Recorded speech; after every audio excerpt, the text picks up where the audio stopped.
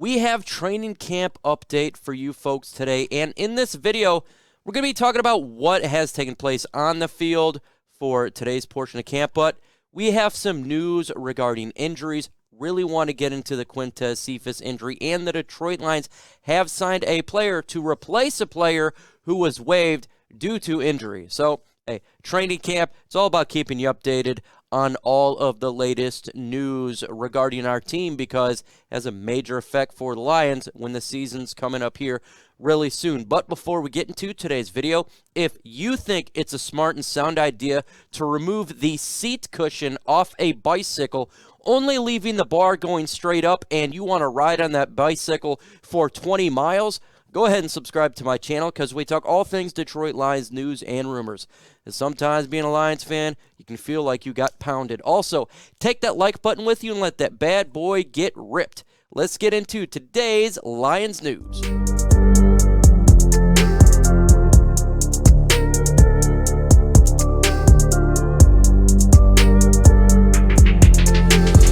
Yesterday I was talking about how TJ Hawkinson, when he was at camp, he didn't have pads on. He was standing there in the field. He was back on the field today. Nothing to worry about regarding TJ Hawkinson. He had his helmet on. Now, none of the players were in pads. They're just doing individual drills, but clearly everything is fine with TJ Hawkinson, so you can go ahead and throw that, that question mark away. Same with Aleem McNeil. He got banged up a little bit the other day, but he was back out there, had the helmet on, perfectly fine from an injury standpoint. Folks, I need you guys to go ahead and put OnePrides in the comment section. Hashtag OnePride. Are you a big-time fan of the Detroit Lions, and do you want to see this team do good? Well, throw that in the comment section. Show your pride and fandom for this team. That's how it gets shown, and hey, we're almost getting ready for preseason week 1. Show it out there. Let's go ahead and talk about the Lions offense really quick regarding how it's being used from last year compared to this year. I was at training camp last year as well as this year, and one of the takeaways that I seen from last year's training camp was the idea that quarterback Jared Goff and other quarterbacks were only throwing short passes, completions. And initially I thought that this was just because they're just starting to learn the offense, but we realized early on as the season progressed, very early, that no, this was just something that they were doing offensively, and Jared Goff not pushing the football past 5 yards. I mean, that's what we've seen. In this training camp so far, I've been shown now 3 days straight at camp, watching every single play, that is not the case this time. They are pushing the football all over the field, doing short routes, intermediate routes. We're doing long passes.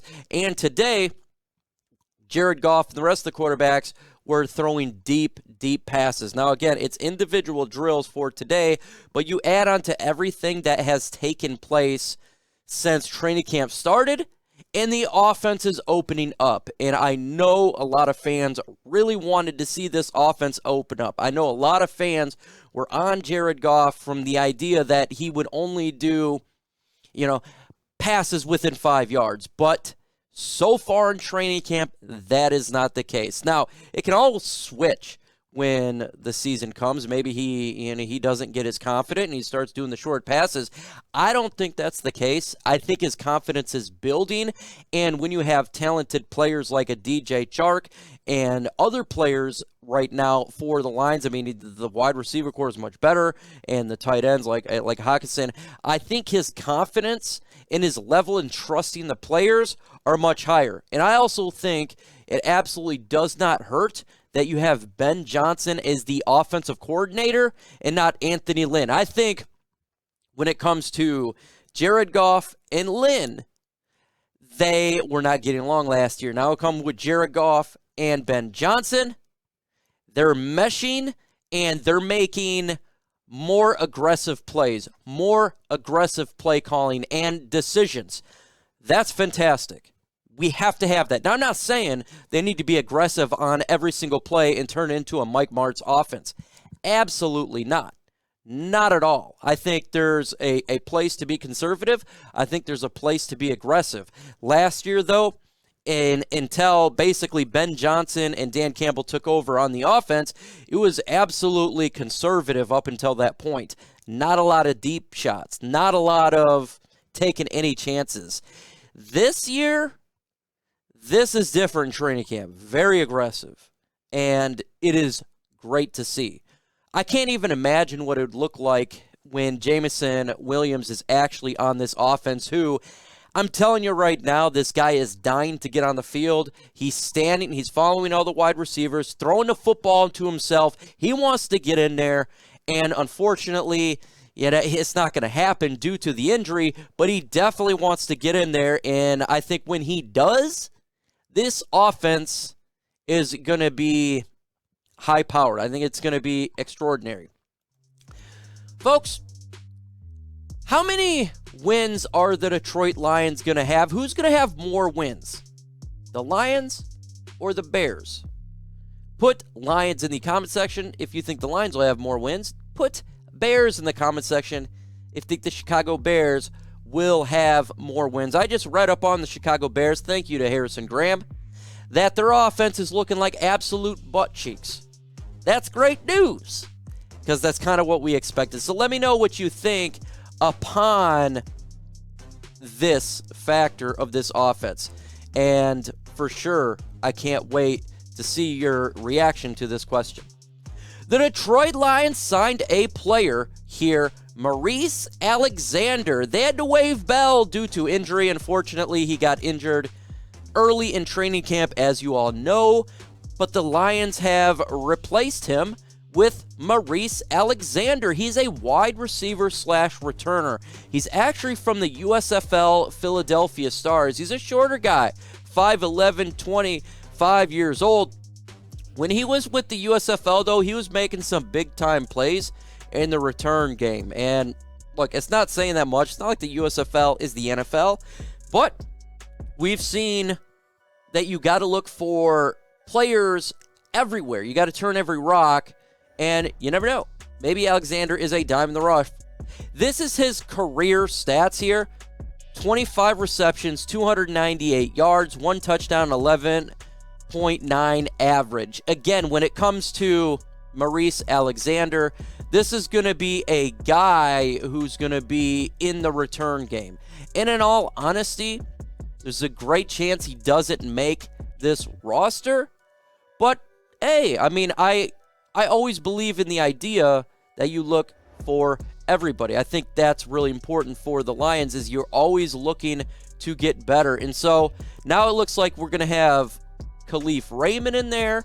We're going to have Maurice Alexander in there. We're going to have Khalil Pimpleton in there for that return game to see, who potentially could be a return guy.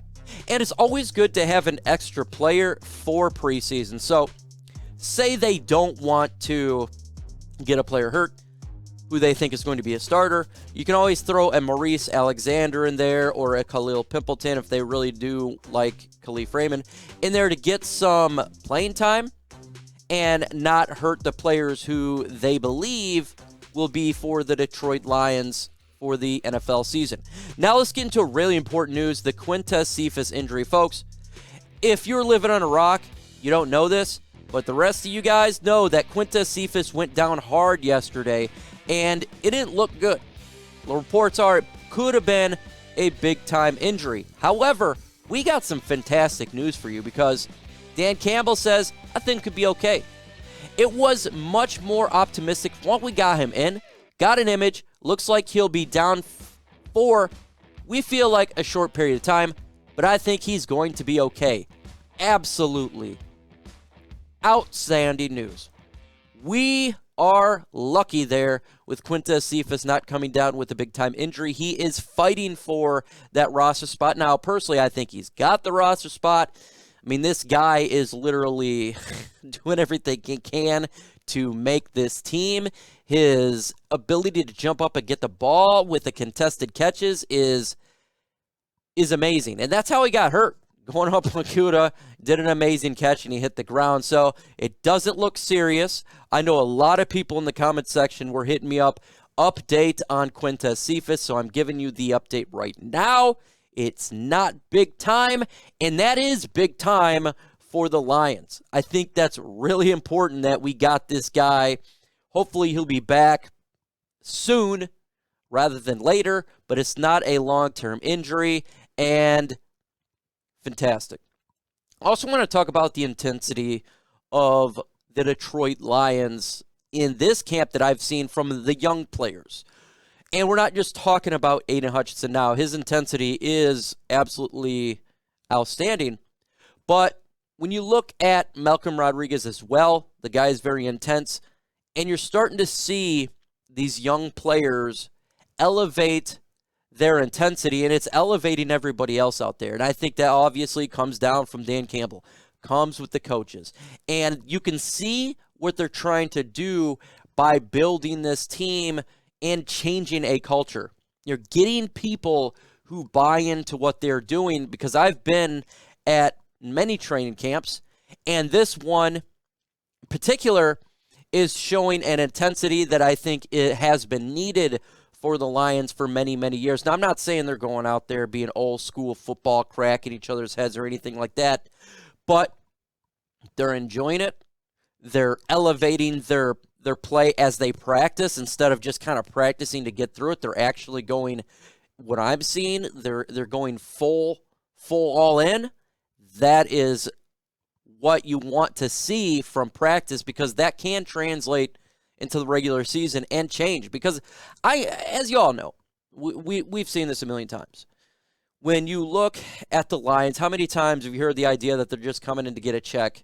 I mean, I've been a Lions fan for a long time. I've heard that saying for forever. I don't see that this time with all the practice that's taking place. They're actually taking it to a level that needs to be taken to. And so credit to the coaches, credit to the young players, credit to everybody for buying in, and for them buying in. I'm buying in. I'm buying in with this coaching staff.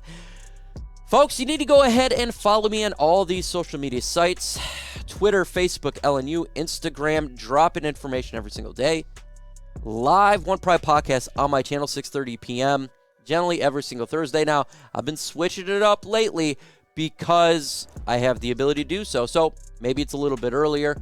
Just keep that in mind. And LNU live stream follows it, where we get the big dog in here, Herm, and my little homie to talk some football there. So, see you tomorrow. With that said, folks, adios.